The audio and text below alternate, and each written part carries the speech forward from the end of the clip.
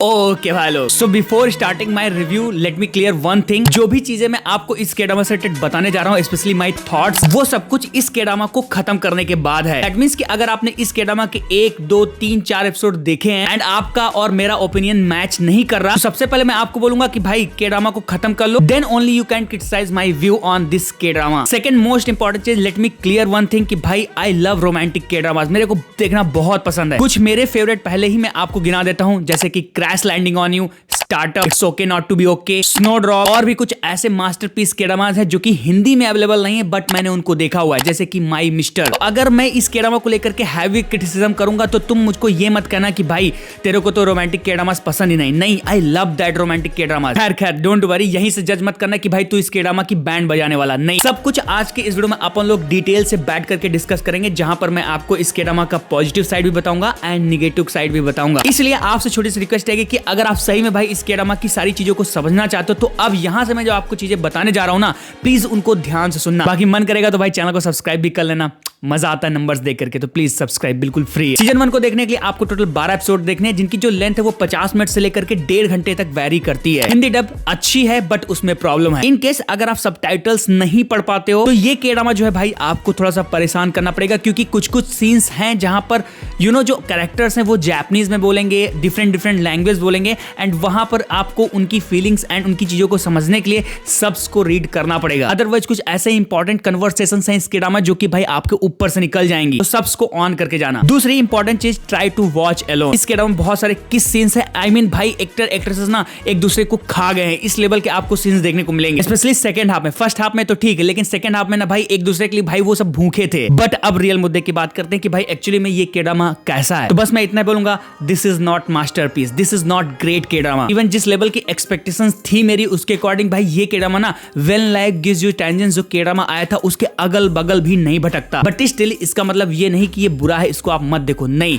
It's a very good romantic के drama, जहां पर ये के ड्रामा एक्चुअली में मोर देन के ड्रामा है। अब मैं ऐसा क्यों बोल रहा हूं उसको मैं समझाता हूं, लेकिन सबसे पहले मैं आपको थोड़ा सा कहानी का आइडिया देता हूं, फिर अपन लोग बात करते हैं कि एक्चुअली में क्या प्रॉब्लम्स है इसमें एंड क्या अच्छी चीजें हैं। मोटी मोटी कहानी, आपको एक कोरियन ट्रांसलेटर की फॉलो करनी है जो कि एक स्ट्रगलिंग एक्ट्रेस से मिलता है। उसको एक ट्रांसलेटर की जरूरत थी, अपने हीरो को जॉब की जरूरत थी, एंड दोनों भाई मिल जाते हैं। फिर वही फीलिंग्स डेवलप होना स्टार्ट होती हैं, बट प्रॉब्लम ये है कि जो अपनी एक्ट्रेस दिख रही ना वो एक्चुअली में है नहीं। तो उसके साथ क्या प्रॉब्लम है, ये लोग किस एडवेंचर पे जाते हैं, मतलब कुछ शूट वूट करने के लिए जाते हैं, तो वो क्या है, कैसे अपनी एक्ट्रेस के लाइफ में एक दूसरा बंदा आ जाता है, एंड जो अपना हीरो रहता है उसके भी कुछ पास्ट के एंगल है। तो मोटा मोटा वो सब क्या है, एंड एट द एंड अपने एक्टर एंड एक्ट्रेसेस क्या एट द एंड मिल पाएंगे या फिर नहीं, इसी चीज को जानने के लिए भाई आपको इस के ड्रामा को देखना पड़ेगा। जहां पर मैं अब इसका चिड़फाड़ डिपार्टमेंट वाइज करूंगा। आई मीन सबसे पहले बात करते हैं इसकी राइटिंग की। राइटिंग इसकी कोरिया के 2 टॉप राइटर्स ने की है, मैं टॉप बोल रहा हूं, ध्यान सुन रहा हूं ना, टॉप, जिनको कोरिया में होंग सिस्टर के नाम से जाना जाता है। इन्होंने भाई एक से बढ़कर के एक के ड्रामास की राइटिंग की है। जितने भी अभी तक आपने हिंदी डब में फेवरेट के ड्रामास होंगे ना, सबकी राइटिंग समझ लो इन्होंने ही की है। एंड अगर इस के ड्रामा की बात करें तो भाई सच में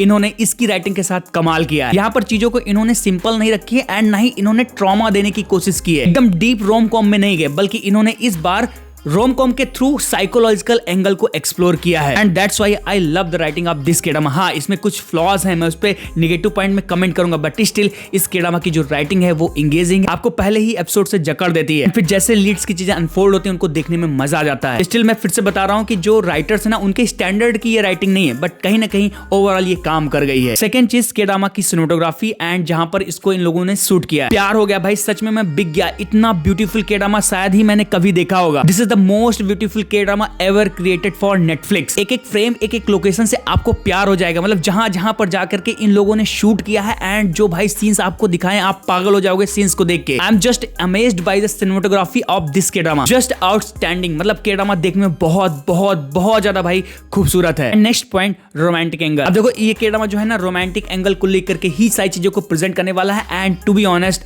जो इसमें रोमांटिक एंगल देखने को मिला ना वो बिल्कुल भी फ्रेश नहीं था। मेरे को दिल एकदम निचोड़ देने वाला ट्रोफ चाहिए था, बट स्टिल वो उतना मजा नहीं दे पाया। मतलब ठीक है रोमांटिक एंगल अच्छा है बट दिल एकदम से नहीं बैठा, समझ रहे हो ना, झेल गया मैं। Romance should have been better, but still जिस हिसाब से कैरेक्टर्स के बीच में आपको लम्हे देखने को मिलेंगे एंड जिस हिसाब से उनकी जर्नी देखने को मिलती है वो वर्थ वाचिंग है। एंड लीड्स की यहाँ पर बात नहीं, यहाँ पर आपको लव ट्रायंगल भी देखने को मिलेगा, जो अपने सपोर्टिंग कास्ट है ना उनके भी आपको लव एंगल्स देखने को मिलेंगे।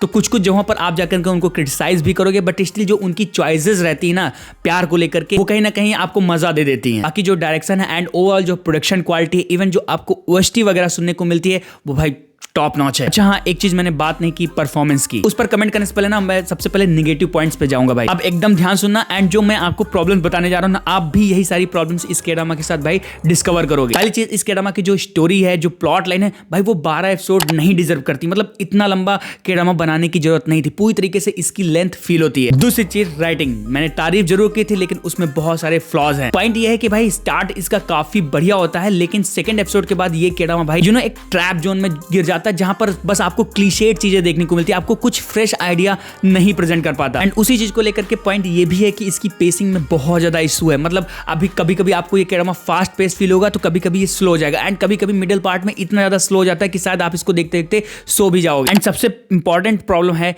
एंडिंग। आई मीन लीड को लेकर के शुरू से ही इसमें आपको एक प्लॉट प्रोटेक्शन देखने को मिलेगा, लीड्स मिलते रहेंगे, बिछड़ते रहेंगे, एंड एंडिंग में जब अपने राइटर्स एक शॉक वैल्यू देखने की कोशिश करते हैं आपको कि भाई नहीं, इनकी हैप्पी एंडिंग नहीं होगी, तो वो जो फीलिंग थी ना भाई, वो फील ही नहीं हुई। मतलब पहले से ही पता है कि अब ये बिछड़ रहे हैं, बस थोड़ी देर के बाद भाई ये मिल जाएंगे, क्योंकि वो इस के-ड्रामा में इतनी बार रिपीट होती है कि भाई मिल रहा है, बिछड़ रहा है, मिल रहा है, बिछड़ रहा है। तो एंडिंग में जो इंपैक्ट निकलना चाहिए, जो शॉक वैल्यू आनी चाहिए कि नहीं भाई, अरे ये तो भाई बिछड़ गए, मतलब ऐसे कैसे हो सकता है, सैड एंडिंग देने वाले मेकर, तो वो चीज फील नहीं होता। मतलब आप पहले से ही प्रेडिक्ट कर लेते हो कि भाई नहीं यार, अभी थोड़ी देर बाद मिल जाएंगे। यही नहीं, एंडिंग में और भी प्रॉब्लम्स है कि मतलब जो लास्ट एपिसोड में मेकर्स पेरेंट्स को लेकर के कमेंट करते हैं अपनी एक्ट्रेस को लेकर के, वो भाई बिल्कुल भी मेरे को हजम नहीं हुआ। सच बता रहा हूं, उसकी कोई जरूरत नहीं थी, अननेसेसरी था वो। तो मेरे को अपने दोनों बंदे एंड लड़की के बीच में ना एक क्लियर रहना चाहिए था व्यू कि भाई उनकी एंडिंग चाहिए थी मुझे, ना कि पेरेंट्स को लेकर के सस्पेंस। तो वो मेरे को बिल्कुल भी अच्छा नहीं लगा। बट एंडिंग मैं नहीं बोल रहा कि खराब है, इंपैक्टफुल नहीं है ब्रो। एंड सबसे इंपॉर्टेंट चीज, प्रेडिक्टिबिलिटी। जैसा मैं बताया कि भाई ये के-ड्रामा आपको कुछ भी फ्रेश आइडिया नहीं प्रेजेंट करता, सब कुछ जो भी चीजें रहेंगी आपको देखी देखी लगेंगी। इवन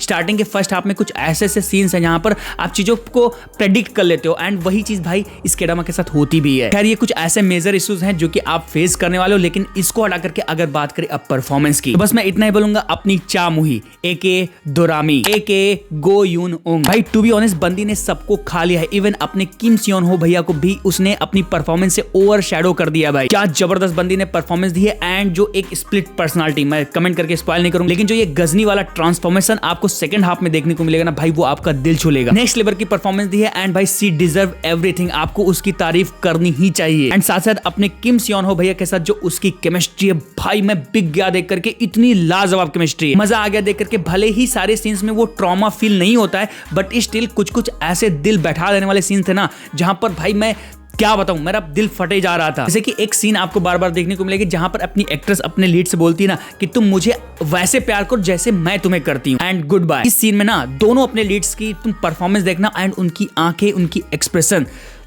मैं शब्दों में नहीं बयां कर सकता भाई, मैं बिक गया, बस इतना ही बोलूंगा। तुम अगर किसी को प्यार की होगी, या फिर तुम्हारी कोई एक्स होगी, या फिर तुम्हारा कोई बंदा होगा और तुम्हारा वो एक्स होगा, बिछड़ गया होगा, तो तुम बस उस सीन को देख करके टूट जाओगे भाई, बिखर जाओगे, यही मैं बोलूंगा। एंड सच बताऊं तो यही चीज मुझे थ्रू आउट के-ड्रामा चाहिए था, बट जो मेकर्स है ना, उनकी राइटिंग उतना मजा नहीं दे पाती। मतलब इस तरह के सीन्स आते हैं लेकिन वो ज्यादा देर तक ठहरते नहीं, तुरंत नेक्स्ट सीन पर जब मूव करेंगे तो उसमें कॉमेडी डाल देंगे, तो कुछ भी डाल देंगे, तो वो ज्यादा देर तक ट्रॉमा ठहरता नहीं कि भाई दिल बैठा ही तो था, अब ये वाली फीलिंग आएगी। अपने किम सियोन हो भैया का भी काम काफी जबरदस्त है, जिस हिसाब से वो अपने कैरेक्टर को प्रेजेंट करते हैं, अपनी एक्टर्स को संभालते हैं, वो देख के आपको मजेदार लगेगा। लेकिन सोतो फुकुशी, आई मीन जो अपना हीरो वाला, जो मतलब हीरो एक जापानीज जो एक्टर आपको देखने को मिलेगा भाई, उसकी परफॉर्मेंस देखना, बंदे ने भाई बिना बोले ही, मतलब जो भी बोलता है समझ में नहीं आता, तो बिना बोले ही भाई वो दिल जीत लेगा आपका। बाकी जो अदर सपोर्टिंग कास्ट है भाई, उनका भी काम आपको बढ़िया लगेगा। ओवरऑल वीडियो लंबी हो गई, लेकिन जरूरी था भाई, सारे डिपार्टमेंट्स को मैं कवर करना चाहता था, क्योंकि इस साल का ये मोस्ट एंटिसिपेटेड के-ड्रामा था, तो उसी हिसाब से भाई मैंने इसका रिव्यू किया। लेकिन अब अगर ओवरऑल फाइनल कंक्लूजन आपको देना होगा तो बस मैं इतना ही बोलूंगा, if you love romantic K-drama, तुमको के-ड्रामा नहीं बल्कि के-ट्रॉमा चाहिए,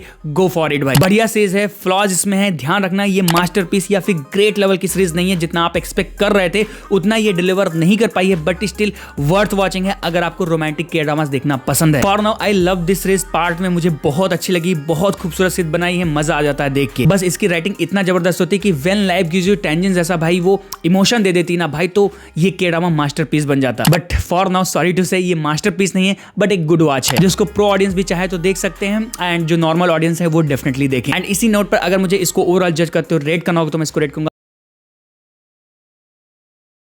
टू बी ऑनेस्ट, जब मैंने इसके 2 एपिसोड देखे ना तो भाई मेरी एक्सपेक्टेशंस हाई हो गई, तो मुझे लगा था 10 on 10 के ड्रामा बनेगा, बट अनफॉर्चुनेट मिडिल पार्ट में भाई ये के ड्रामा गिर जाता है, बुरी तरीके से गिर जाता है एंड एंडिंग भी इसको संभाल नहीं पाती। खैर ये मेरा था ओपिनियन, बाकी आपने अगर खत्म कर लिया तो अपना थॉट्स कमेंट बॉक्स में लिख करके जरूर बताना। बाकी वीडियो काम के लिए उसको लाइक करना, चैनल सब्सक्राइब करना, ऐसी ही वीडियोस है। बाकी मैं फिर से मिलता हूं अगले वीडियो में, टिल देन